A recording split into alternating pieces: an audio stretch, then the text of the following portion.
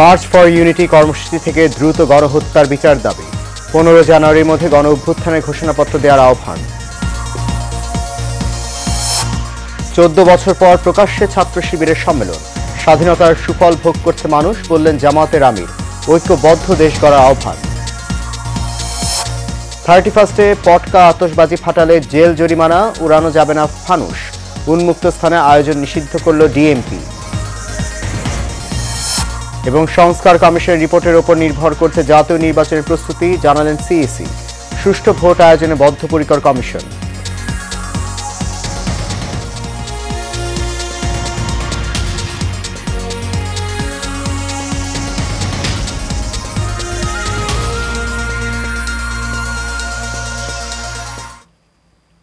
সবাইকে স্বাগত জানাচ্ছি এশিয়ান নিউজে। আপনাদের সাথে আছি আমি সৈয়দ মাহিউজ্জামান মুখর।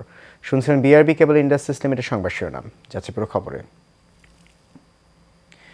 দ্রুত জুলাই আগস্ট গণ অভ্যুত্থানে গণহত্যার বিচার দাবি করেছে বৈষম্য বিরোধী ছাত্র আন্দোলনের সমন্বয়করা।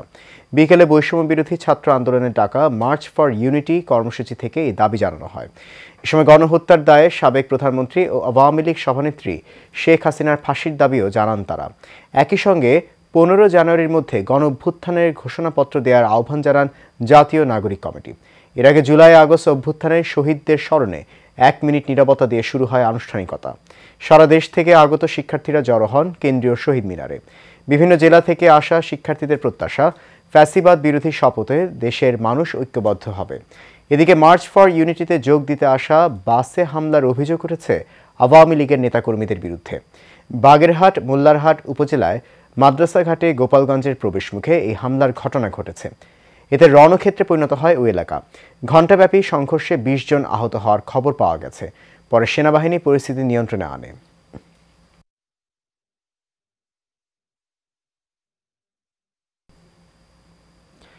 দীর্ঘদিন পর স্বাধীনতার সুফল মানুষ ভোগ করছে বলে জানিয়েছেন জামাতের আমির ডাক্তার শফিকুর রহমান।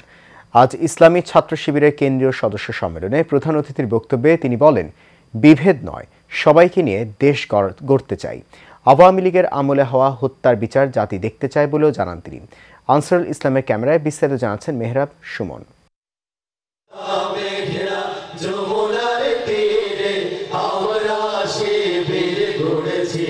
দীর্ঘ 15 বছর পর রাজধানীর সোহরাওয়ার্দী উদ্যানে আয়োজন করা হয় ইসলামী ছাত্র শিবিরের কেন্দ্রীয় সদস্য সম্মেলন। এতে জামাতের কেন্দ্রীয় নেতৃবৃন্দ সহ বিভিন্ন রাজনৈতিক দল ও দেশ বিদেশের অতিথিরা উপস্থিত হন। দীর্ঘদিন পর প্রকাশ্যে সম্মেলন করতে পারায় আনন্দে উচ্ছ্বাসিত ছাত্র শিবিরের সাবেক ও বর্তমান সদস্যরা। গত 15 বছরে আমরা এরকম একটা পরিবেশ আসেনি। আমাদের মধ্যে একটা আবেগ কাজ করছিল যে শিবিরের সম্মেলনটা দেখতে না পেরেই আমাদের বিদায় নিতে হলো। তো আলহামদুলিল্লাহ সেই আবেগের জায়গাটা আজকে পূরণ হলো। আজকে আমাদের কাছে ঈদের আনন্দের মতো।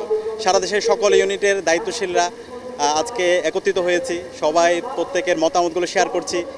তো এটা আমাদের কাছে একটা অসাধারণ একটা দিন আজকে আমাদের জন্য। সম্মেলনের প্রধান অতিথি জামাতের আমির ডাক্তার শফিকুর রহমান বলেন, একটা গোষ্ঠী বাংলাদেশের স্বাধীনতাকে ছিনিয়ে নিয়ে ভারতের হাতে তুলে দিয়েছিল। 71-এ একটা স্বাধীনতা এসেছিল, এই জাতি এনেছিল, কিন্তু স্বাধীনতার মর্মমাবি ডুকরে ডুকরে কেঁদেছে। স্বাধীনতার ফসল বাংলাদেশের জনগণের পকেটে এবং ঘরে উঠেনি। একটা গোষ্ঠী এটাকে হাইজ্যাক করেছিল, আর একটা দেশের হাতে এটা তুলে দিয়েছিল। তার জ্বলন্ত প্রমাণ এই 24-এর 16ই ডিসেম্বর পাশের দেশের প্রধানমন্ত্রী তিনি বিজয় দিবসের শুভেচ্ছা দিতে গিয়ে ভারতীয় সৈনিক সেনাপতিদেরকে দিয়েছেন আর বলেছেন এটা ভারতের বিজয় দিবস। কোনো অপপ্রচার যেন অন্তর্বর্তী সরকারকে ব্যর্থ করে দিতে না পারে সে ব্যাপারে ঐক্যবদ্ধ হওয়ার আহ্বান জানান জামাত সেক্রেটারি জেনারেল। জাতীয় ঐক্যের এই আহ্বানে নতুন অন্তর্বর্তীকালীন সরকারের দায়িত্বে একটি নির্বাচিত সরকারের হাতে ক্ষমতা হস্তান্তরের অভিযাত্রাকে যদি কোনো চক্রান্ত থামিয়ে দিতে পারে, অন্তর্বর্তীকালীন সরকারকে যদি কেউ ব্যর্থ করে দিতে পারে, মনে রাখবেন জাতির জন্য একটি মহা দুর্যোগ অপেক্ষা করছে।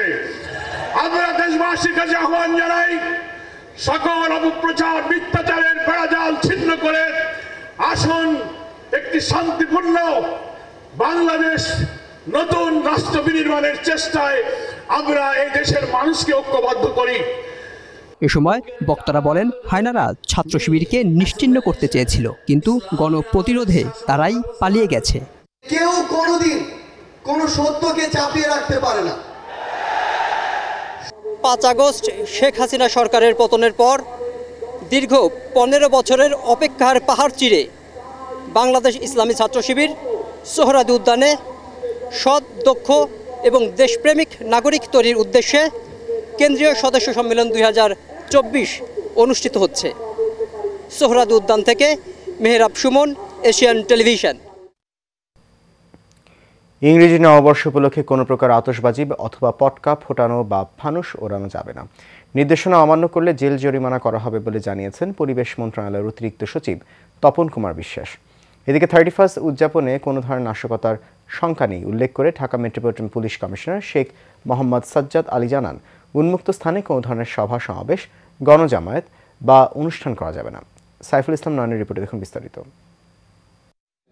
ইংরেজি নববর্ষ 2025 উপলক্ষে নগরবাসীর নিরাপত্তা নিশ্চিত করতে সাংবাদিকদের সাথে মত বিনিময় করেন ডিএমপি কমিশনার শেখ মোহাম্মদ সাজ্জাদ আলী। মাধ্যমে ঢাকাবাসীকে ইংরেজি নববর্ষের শুভেচ্ছা জানাই। এ সময় তিনি বলেন, 31 উপলক্ষে কোনো ধরনের আতশবাজি, পটকা ফোটানো যাবে না। এরূপ কর্মকাণ্ড থেকে সবাইকে বিরত থাকার আহ্বান জানান তিনি। আতশবাজি, রকেট বোমা, ক্লাস্টার বোমা, পটকা ইত্যাদি যাতে নববর্ষ উপলক্ষে ব্যবহৃত না হয় সেই জন্য ঢাকা মেট্রোপলিটন পুলিশ অভিযান চালায় এবং সেই অভিযানে আমরা চকলেট বোমা, ক্লাস্টার বোমা, পটকা বোমা, আতশবাজি, রকেট বোমা, বিভিন্ন বিস্ফোরক মোট 172 কেজি উদ্ধার করি। এই সকল কর্মকাণ্ডে আপনাদের সহ ঢাকাবাসীর সহযোগিতা কামনা করি। 31-এ শব্দ দূষণ মুক্ত করার লক্ষ্যে ডিএমপির সাথে পরিবেশ অধিদপ্তরের মোবাইল কোর্ট পরিচালনা করা হবে বলে জানান পরিবেশ অধিদপ্তরের অতিরিক্ত সচিব তপন বিশ্বাস। বিগত দিনসমূহের অভিজ্ঞতায় আতশবাজি ফুটে খুবই উচ্চ বেপরোয়াভাবে, তারপর পটকা ফুটে উচ্চ স্বরে বিভিন্ন সাউন্ড যেগুলো সৃষ্টি করে থাকে শব্দ উৎপাদনকারী যন্ত্র থেকে সামাজিক সাংস্কৃতিক কর্মকাণ্ডে হয়ে থাকে এগুলো। তো এই বিষয়গুলোকে আমরা যথাযথভাবে নিয়ন্ত্রণ করব। আমাদের পর্যাপ্ত সংখ্যক ম্যাজিস্ট্রেট ডিপ্লয়েড থাকবে। আমরা কিন্তু সমগ্র দিনব্যাপী এমনকি রাত্রেও আমাদের কর্মকাণ্ড অব্যাহত থাকবে। এখানে ডিএমপির সাথে সম্মিলিতভাবে আমরা আমাদের অভিযান পরিচালনা করব। 31 উপলক্ষে নগরবাসীকে ট্রাফিক নির্দেশনা মেনে চলার অনুরোধ জানান ডিএমপি কমিশনার। পাশাপাশি যে কোনো অনাকাঙ্ক্ষিত পরিস্থিতিতে আইন শৃঙ্খলা বাহিনীর সহযোগিতা নেওয়ার অনুরোধ জানান তিনি। সাইফুল ইসলাম নয়ন, এশিয়ান টেলিভিশন, ঢাকা। প্রধান নির্বাচন কমিশনার এএমএম নাসিরউদ্দিন বলেছেন, স্থানীয় সরকার নির্বাচন নয়, জাতীয় নির্বাচনকে সামনে রেখে কাজ করছে নির্বাচন কমিশন। এটি অবাধ, সুষ্ঠু, নিরপেক্ষ, গ্রহণযোগ্য নির্বাচন দিতে কমিশন বদ্ধপরিকর। কুমিল্লা আঞ্চলিক নির্বাচন কার্যালয়ে কর্মকর্তাদের সাথে ভোটার তালিকা হালনাগাদ ও ত্রয়োদশ জাতীয় সংসদ নির্বাচন সংক্রান্ত মতবিনিময় সভায় প্রধান নির্বাচন কমিশনার এএমএম নাসিরউদ্দিন এসব কথা বলেন। নির্বাচন কবে হবে এমন প্রশ্নের জবাবে নির্বাচন কমিশনার জানান, সংস্কার কমিশনের রিপোর্টের উপর নির্ভর করছে জাতীয় নির্বাচনের প্রস্তুতি।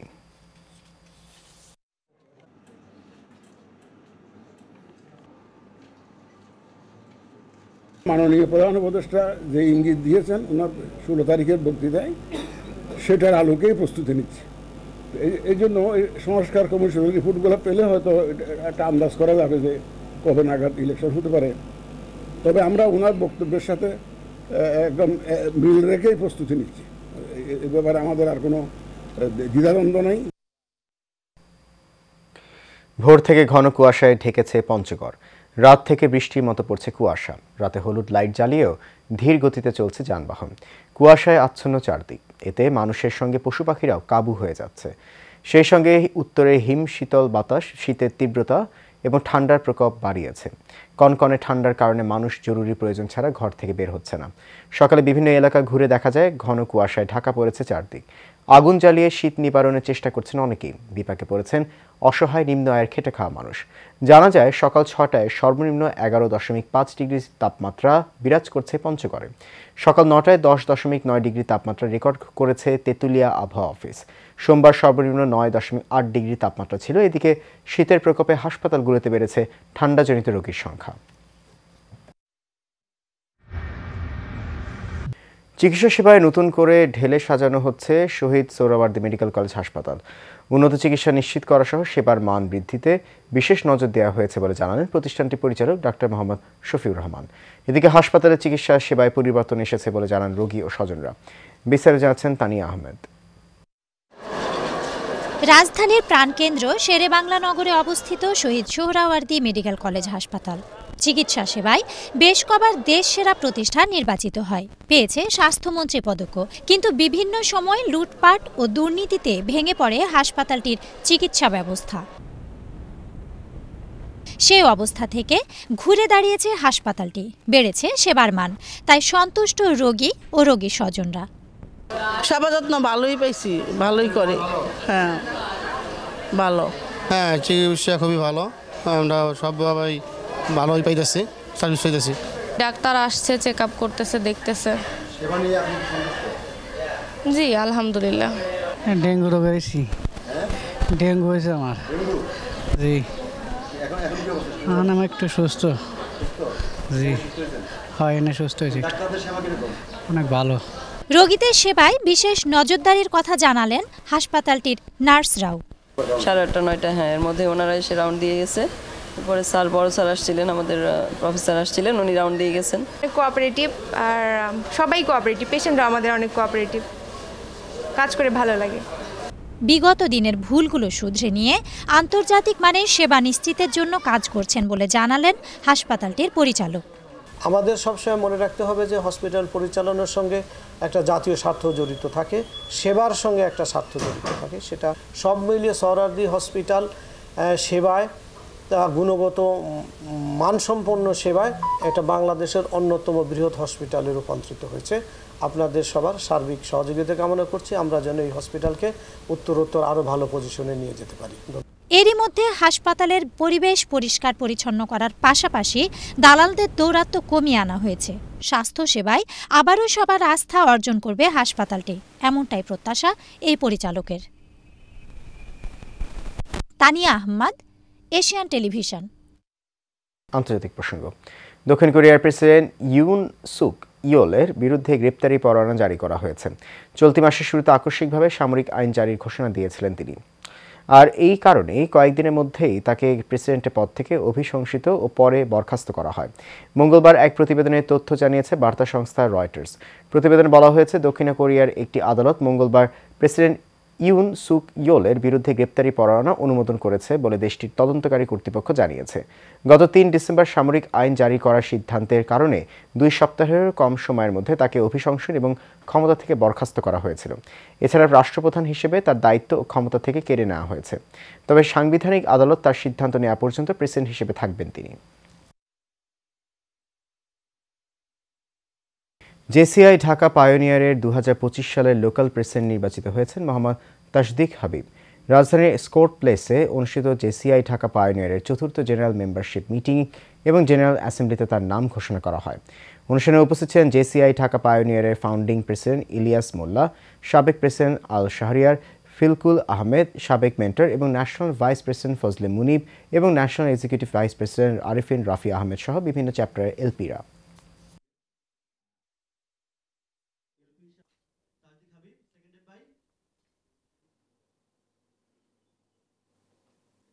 I request to our GLC Miss Lucky Jadu সবার কাছে দোয়া প্রার্থী।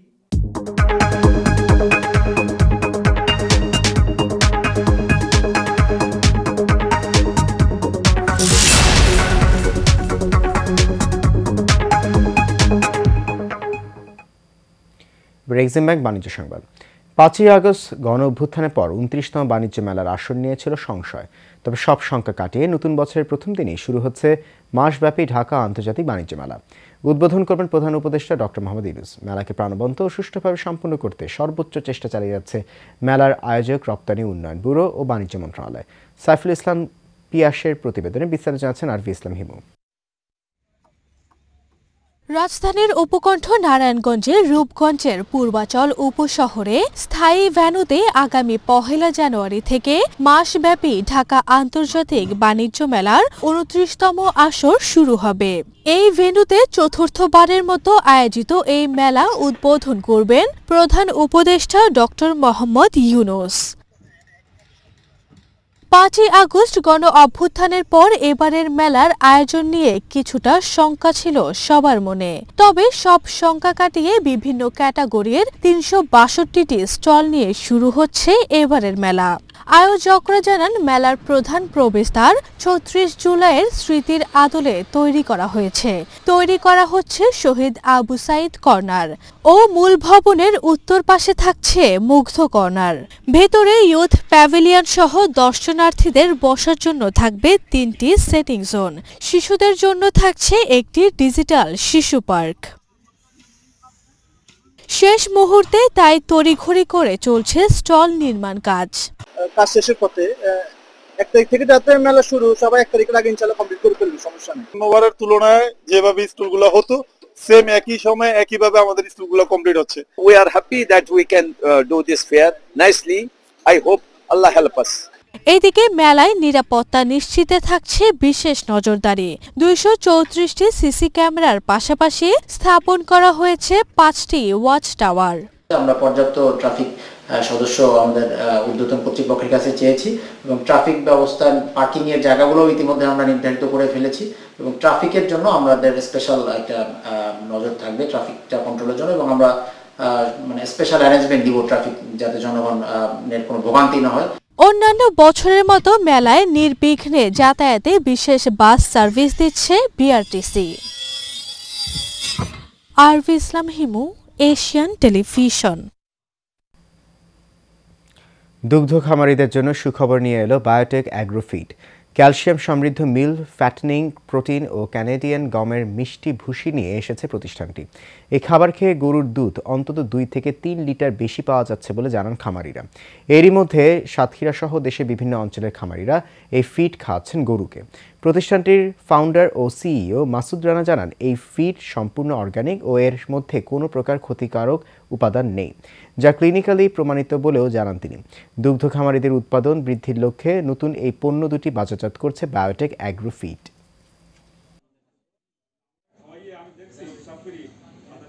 ডিলার নির্বাচন করবে কোন কোম্পানির খাদ্য কোটি কোটি টাকা বিনিয়োগ করতে হয় বাকি এখন হারলে কব সেটা জন্য মিল্ক প্রোডাকশনটা যেন কি হয় বাড়ে। এখন তার ডাইজেস্টিভ যদি আরো কম হয়ে যায় 80% হয় বা 70, বিশেষ করে মিল্ক এবং মিটের উৎপাদন বাড়ানোর জন্য আমরা ইন্ডিয়া থেকে একটা হাই প্রোটিন নিয়ে আসছি, যেটা টোটালটাই ভেজিটেবল ফ্যাট এবং ভেজিটেবল প্রোটিন। এই প্রোডাক্টে 30% প্রোটিন আছে এবং ফ্যাট আছে 7%। তো টোটালটা ভেজিটেবল হওয়ার কারণে গরুতে তেমন কোনো সাইড এফেক্ট নেই এবং এটা খাওয়ানোর পরে 3 থেকে 4 দিনের মাথায় প্রতি কেজিতে 1.5 থেকে 2 কেজি পর্যন্ত দুধ। জমকালো আয়োজনের মধ্য দিয়ে উত্তরায় অত্যাধুনিক এবং নান্দনিক সাজে সজ্জিত সানসেট বিনস রুফটপ রেস্টুরেন্টের উদ্বোধন করা হয়েছে। গেল রাতে রাজধানীর উত্তরে 7 নম্বর সেক্টরে বিএনএস সেন্টারে এই রেস্টুরেন্টের উদ্বোধন করেন ঢাকায় সিনেমার জনপ্রিয় অভিনেতা ডন, প্রতিষ্ঠানের চেয়ারম্যান মিরাজুল ইসলাম মৃধা, মহাব্যবস্থাপনা ও পরিচালক আল মিজান, জাহানারা বেগম সহ আরও অনেকেই। এ সময় চেয়ারম্যান মিরাজুল ইসলাম খাবারের শতভাগ গুণগত মান ঠিক রেখে সানসেট বিনস রুফটপ গ্রাহকদের আস্থা অর্জন করতে সক্ষম হবে বলে আশা ব্যক্ত করেন। প্রতিষ্ঠানের সাফল্য কামনা করেন আগত অতিথিরা।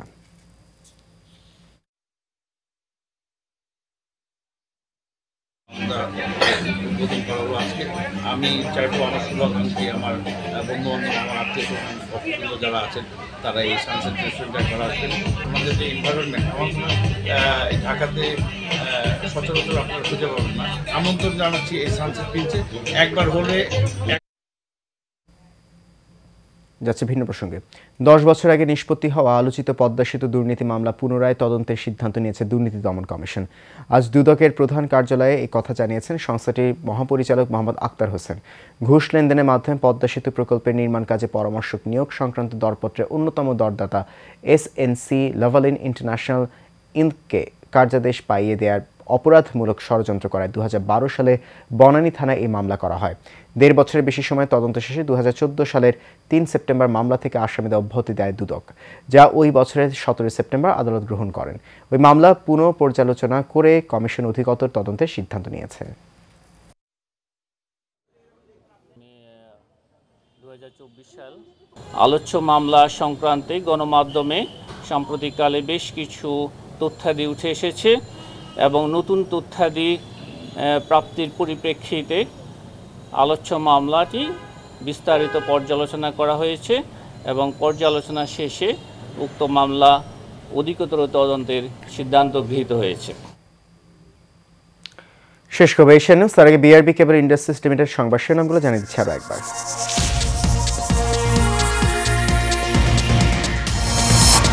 মার্চ ফর ইউনিটি কর্মসূচি থেকে দ্রুত গণহত্যার বিচার দাবি, 15 জানুয়ারির মধ্যে গণ অভ্যুত্থানে ঘোষণাপত্র দেওয়ার আহ্বান।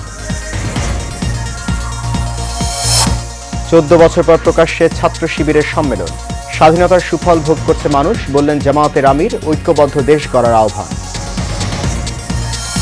31-এ পটকা আতশবাজি ফাটালে জেল জরিমানা, উড়ানো যাবে না ফানুস, উন্মুক্ত স্থানে আয়োজন নিষিদ্ধ করল ডিএমপি। এবং সংস্কার কমিশনের রিপোর্টের উপর নির্ভর করছে জাতীয় নির্বাচনের প্রস্তুতি, জানালেন সিএসি, সুষ্ঠু ভোট আয়োজনে বদ্ধপরিকর কমিশন।